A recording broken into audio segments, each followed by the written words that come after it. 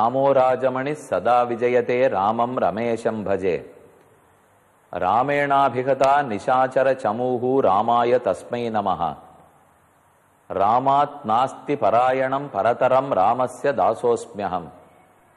ராமே சித்தலயா சதா பவதுமே போ ராம மாமுத்தர. ஹே ராமா, என்னை இந்த சம்சார கடல் நின்னும் நீதான் மீண்டு எடுத்து கொடுக்க வேண்டும், மீட்டெடுக்க வேண்டும். நாமோ ஆழந்தெரியாத கடலில் விழுந்துள்ளோம். கடலில் விழுந்தவன் தானே வெளியேற முடியுமா? கரையில் இருப்பவன் கயிறு கொடுத்தாலோ கை கொடுத்தாலோ தான் வெளியேற முடியும். அத போல சம்சார சாகரம் கோரம் அனந்த கிளேசபாஜனம் துவாமேவ சரணம் பிராப்பிய நிஸ்தரந்தி மனிஷிணா. என்ன ஆச்சரியமான ஸ்லோகம்.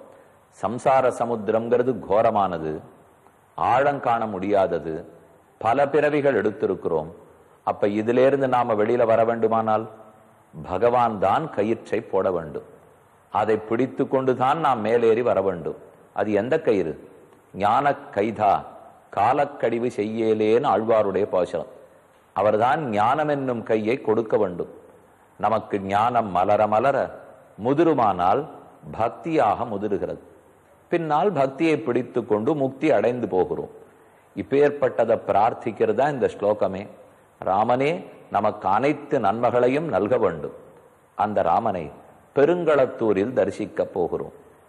ரொம்ப அழகான கோவில், சிறிய கோவில், பெருங்களத்தூர். சென்னை பட்டணம் ரொம்ப ஜன சந்தடிமிக்க இடமா. இப்போ சென்னைன்னு சொன்னால் முதல்லலாம் இப்போ முக்கியமான சில பகுதிகள் சென்னை, அதுக்கப்புறம் மெதுவாக கிண்டி வரைக்கும் போச்சு, அதுக்கப்புறம் தாம்பரம், அதுக்கப்புறம் ரொம்ப தூரம் இப்போ செங்கல்பட்டு வரைக்கும் இந்த பக்கத்தில் போனாலும், காஞ்சிபுரம் வரைக்கும் அந்த பக்கத்தில் போனாலும், எந்த பக்கம் போனாலும் சென்னப்பட்டினம் தான் வளர்ந்துட்டே வருகிற சொல்லியோ. அதுக்கப்புறம் தமிழகம் முழுவதுமே நகரமா கூட உருவாயிடலாம். ஒரு பக்கம் எத்தனையோ நன்மைகள் இருந்தாலும் அந்த நன்மையை எந்த தீமையும் இல்லாத நம்ம பார்த்துக்கணும். காடுகளை அழிக்கிறதோ, மரங்கள் வீணாறதோ, தண்ணீர் நிலைகளை தூர்த்து விடுதலோ, மணல் ஆங்காங்க காணா போறதோ, இதெல்லாம் இல்லாம வளர்ச்சி இருந்ததுனால் அது நிலைக்கும். ஆனா இதுகளோட வளர்ந்தோம்னால் நிலைக்காது. அப்போ நாமே ஒரு மரக்கிளையில உட்காந்து அந்த கிளையை நாமே வெட்டிண்டா எப்படி இருக்கும்? இப்போ அதை போல ஆயிடும். இயற்கைக்கு விரோதமா நாம தானம் செய்வதும் போகக்கூடாது இல்லையோ. அதெல்லாத்தையும் ஆங்காங்க பார்த்து ஒரு செக்கில் வச்சுக்க வேண்டாமா?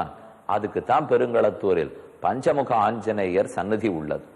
இப்போது அந்த சன்னதியில் எழுந்துருள் இருக்கும் சிறிய ராமரை தரிசிக்க போகிறோம். இதோ நடுவாக ராமர். அவருக்கு ஒரு புறத்தில் இலக்குவன், மற்றொரு புறத்தில் சீதாதேவியார், சின்ன திருக்கோலத்தில் ஒரு ஆஞ்சநேய சுவாமி. ராமனோட சேர்ந்து ஒரு ஆஞ்சநேயர் எழுந்துருளி உள்ளார். தனித்து பெரிய பஞ்சமுக ஆஞ்சநேயர் உள்ளார். அவரை நாளையும் நாளை மறுநாளும் தரிசிப்போம். இப்ப சின்ன ராமரை சந்தித்து கொண்டோம். சீதாதேவி, லக்ஷ்மணன், ஆஞ்சநேயர் எல்லாரும் உற்சவ மூர்த்திகள் தான் எழுந்துருளி இருக்கார்கள். ஏன்னா மூலவர் சக்கரராஜனும் பஞ்சமுக ஆஞ்சநேயரும் இவர்கள் தான் மூலவர்கள். இங்கே ராமர் உற்சவரை சேவிச்சுண்டோம். பக்கத்திலேயே வேணுகோபால கிருஷ்ணன்.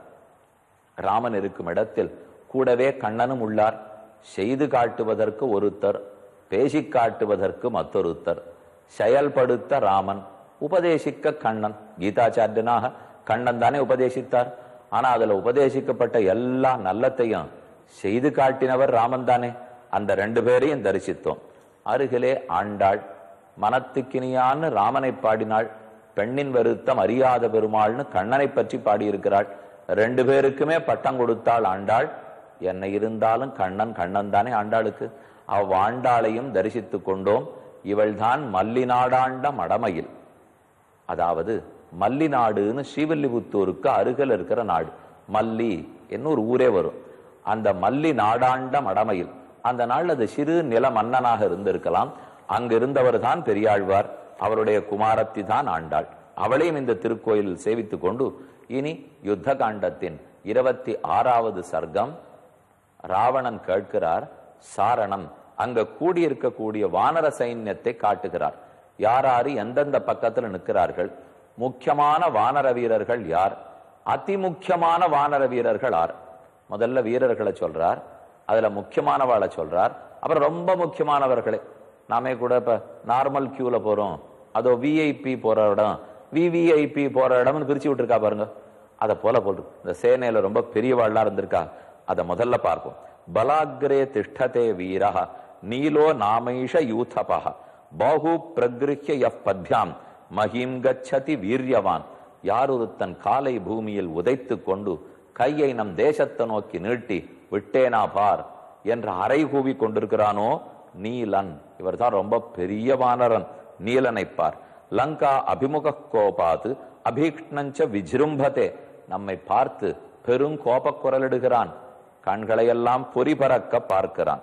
எஸ்ய லாங்கூல சப்தேன ஸ்வனந்தி பிரதிஷோ தச. 10 திக்குகளும் யாருடைய வாலின் சுழற்றல் ஒலியால் நடுங்குகிறதோ அந்த நீலனை பார் முக்கியமானவர். அவன் அருகே பார் யுவராஜன், சுக்ரீவனுடைய அண்ணனின் மகனான அங்கத பெருமாள். ஏஷ வானரராஜேன சுக்ரீவேண அபிஷேச்சிதா யுவராஜா அங்கதோ நாம துவாமாஹ்வயதி சயுகே. உன்னை எப்ப போருக்கு வருகிறாய்னு கேட்டுக்கொண்டு அங்கதன் நிற்கிறார் பார். அவன் ஆரென்று உனக்கு அடையாளம் தெரிகிறதோ? உன் நண்பனான நீ தோற்றோடின வாலியினுடைய மகன் அவன்தான் பார்த்துக்கொள். வாலின சதிருஷ புத்திர சுக்ரீவஸ்ய சதா பிரியா ராகவார்த்தே பராக்கிரந்த சக்கரார்த்தே வருணோயதா. எப்படி இந்திரன் சண்டை போட வந்தால் கூடவே வருணன் சண்டைக்கு வருவானோ அதை போல் சுக்ரீவனுக்கு உறுதுணையாக இருப்பதற்காக அங்கதன் வந்துள்ளான். ஏதஸ்ய சா மதி சர்வா யத்ருஷ்ட்வா ஜனகாத்மஜா ஹனுமதா வேகவதா ராகவஸ்ய ஹிதைஷினா. அவன் பேசினபடியாலே அங்கதனோட கூடத்தான் ஹனுமானும் வந்தார். ஜாம்பவான், அங்கதன், ஹனுமான் இவர்கள் எல்லாரும் ஒன்றாக வந்துதானே இங்க ஆஞ்சநேயர் வந்து சீதையை கண்டுபிடிச்சுன்னு போனார். இதுக்கெல்லாம் காரணம் இந்த அங்கதன். அடுத்து பார் அனுவாலி அனு வாலி சுதஸ்யாபி பலேன மகதாபிருதா வீரஸ்திஷ்டதி சங்கிராமே சேது ஹேது ரயம் நலஹ. இதோ பார் நலன் நிற்கிறான். இவனால் தான் கடலுக்கின் பேரிலே அணை கட்டப்பட்டது. இவன் தான் ரொம்ப பெரிய வல்லுனரை போல் தொட்டு கொடுத்தான். கற்கள் எல்லாம் மிதந்தன. ஏது விஷ்டபிய காத்ராணி க்ஷேடயந்தி நதந்தி ச ஏனம் அனுகச்சந்தி வீரா சந்தனவாசினா. ஒத்தொத்தனை சுத்தி எத்தனை லட்சம் வானர வீரர்கள் இருக்கார் பாத்தியா. அடுத்தது பார் யப்புரா கோமதி தீரே ரம்யம் பர்யேதி பர்வதம் நாம்னா சம்ரோச்சனோ நாம நானா நகயுதோ ஹரிஹி தத்தர ராஜ்யம் பிரசாஸ்தேஷ குமுதோ நாம யூதபா. அடுத்து குமுதங்கிற பெரிய வானரம். கோமதி நதி, அதன் கரையில் இருக்கக்கூடிய பல மலைகள், அதுல சம்ரோச்சனம் என்று பெரிய மலை சிகரம். அந்த சிகரத்தையே தனக்கு ராஜதானியாக கொண்டு ஆண்டு வருகிறான் குமுதன். தாம்ராக பீதாக சீதாக ஸ்வேதாக பிரகீர்ணாக கோரதர்சனாக. ஆங்காங்க இருக்கிற குரங்குகளை பாத்தியா, வெள்ளையா இருக்கு, செப்பு வர்ணத்துல இருக்கு, ஷஹப்பு வர்ணமா இருக்கு, மஞ்சளா இருக்கு, நீண்ட கைகளோ இருக்கு. அதீனோ வானரச்சண்டா சங்கிராமம் அபிகாங்ஷதி. ஓரொரு குரங்கும் தங்கள் தங்கள் தலைவனை முன்னிட்டு கொண்டு எப்ப சண்டேன்னு காத்து கொண்டிருக்கின்றான். விந்தியம் கிருஷ்ணகிரிம் சஹ்யம் பர்வதஞ்ச சுதர்சனம் ராஜன் சததமத்தியாஸ்தே சரம்போ நாம யூதபா. அதோ பார் ரம்பன் என்னும் பெரிய வானரம், வானர சிரேஷ்டம். விந்தியம் கிருஷ்ணகிரிம் சஹ்யம் பர்வதஞ்ச சுதர்சனம் ராஜன் சததமத்தியாஸ்தே. இவன் இந்த 4 மலைகளுக்கு நடுவில் இருக்கார். விந்தியமலை, கிருஷ்ணகிரி, சஹ்யாத்ரி முதலான மலைகள். இதற்கு நடுவில் இருந்து கொண்டுதான் நாட்டை ஆள்கிறான். சதம் சதசஹஸ்ராணாம் திரிம்ஷச்ச ஹரிபுங்கவாக. லட்சக்கணக்கில் இவனுக்கு 30 லட்சம் வானர வீரர்கள் உள்ளார்கள். அடுத்து 40 லட்சத்துக்காரரை சொல்ல போறார். அப்புறம் 50 லட்சத்துக்காரரை சொல்ல போறார். கடைசி 60 லட்சத்துக்காரரை சொல்ல போறார். அடுத்து ஷரபன்கிற வானரம். ராஜன் சத்தத மத்தியாஸ்தே ஷரபோ நாம யூதபா. ரம்பன் பார்த்தோம் 30 லட்சம் வீரர்களோட, ஷரபன் 40 லட்சம் வீரர்கள். ராஜன் சதசஹஸ்ராணி சத்வாரிம்ஷத் ததைவ ததைவ மத்தியே வானர வீராணாம் சுராணாமிவ வாசவா. அனைத்து வானர வீரர்களுக்கு நடுவில் அவன் உட்கார்ந்திருக்கிற அழக பாத்தியா, தேவர்களுக்கு நடுவில் தேவேந்திரன் அமர்ந்திருக்குமா போலே. யுத்தே துஷ்பகசோ நித்யம் பனசோ நாம யூதபா. அடுத்து பனசன்கிற வானர வீரனை பார். ஏனம் சதசஹஸ்ராணாம் சதார்த்தம் பர்யுபாசத்தே. 50 லட்சம் வீரர்கள் புடைசூட நிற்கிறான். யூதபா யூதபஸ்ரேஷ்டம் ஏஷாம் யூதானி பாகதசா ஏஷ தர்துர சங்காசா வினதோ நாம யூதபா பிபம் சரச்சியோ வேணாம் நதீனாம் உத்தமாம் நதீன். உத்தமமான நதி வேணா நதி. அதன் தண்ணீரை குடித்து கொண்டு அதனாலேயே பலம் பொருந்தியவனாக இருக்கிறார் வினதன் என்னும் வானரோத்தமர். ஷட்டிஷத சஹசிராணி பலமஸ்ய பிளபங்கமாக துவாம் ஆஹ்வயதி யுத்தாய கதனோ நாம வானரஹ. அடுத்து கதனன் என்னும் வானரன். அவன் எத்தனை லட்சம் பேரோட உன்னை சண்டைக்கு கூப்பிடுகிறான் பார். ஆக வினதன் கூப்பிட்டான், கிரதனன் கூப்பிட்டான். விக்ராந்தா பலவந்தஸ்ய யதாயூதானி பாகசா கவயோ நாம தேஜஸ்வி துவாம் குரோதாத் அபிவர்ததே. கவயங்கிற பெரும் வானரம். அவனை கண்டாலே தேவர்களும் நடுங்குவார்கள், ராட்சசர்களும் நடுங்குவார்கள். அவமத்திய சதா சர்வான் வானரான் பலதர்பிதா. அந்த கவயனுக்கு தன்னை பத்தின பெருமை அதிகம். யார வேணும்னாலும் துச்சமாகத்தான் மதிப்பான். தான் அனைவரையும் எதிர்த்திட்டு சண்டையிட்டு போரிட்டு முடிப்பார்.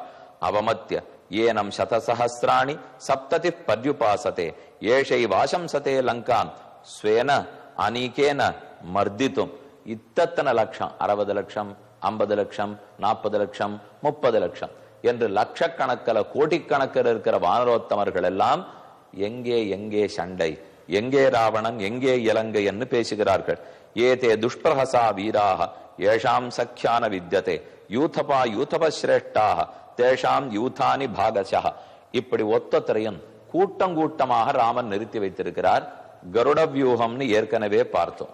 அதில் தலைப்பகுதி, வலது சிறகு பகுதி, இடது சிறகு பகுதி, வயிற்று பகுதி, நெஞ்சு பகுதி, வால் பகுதி என்றெல்லாம் பகுதிகளா பிரித்து, நீ முன்னே நான் பின்னே, சுக்ரீவன் பின்பகுதியை காப்பாற்றட்டும், நான் தலைப்பகுதியில் இருக்கிறேன், இப்படி ஒத்தொத்தர் ஒரு பகுதியில் இருக்கட்டும் என்று ராமனே தான் கூறியிருக்கிறார். இப்ப அதே போல யார் யார் எங்கெங்க நிற்கிறார்கள். கருட வியூகத்தை உடைப்பது அவ்வளவு எளிதல்ல ராவணா. மேலும் அவர்கள் நம்முடைய அரக்க சேனையை விட அளவில் சிறுத்தவர்களாக கூட இருக்கலாம், பலத்தில் சிறுத்தவர்களாக கூட இருக்கலாம். ஆனா அவர்களுக்கு இருக்கிற உற்சாகம் குறவே இல்லை. யாரையும் எப்போதையும் ஜெயித்து விடுவோம் என்கிற தெம்போடு இருக்கிறார்கள்.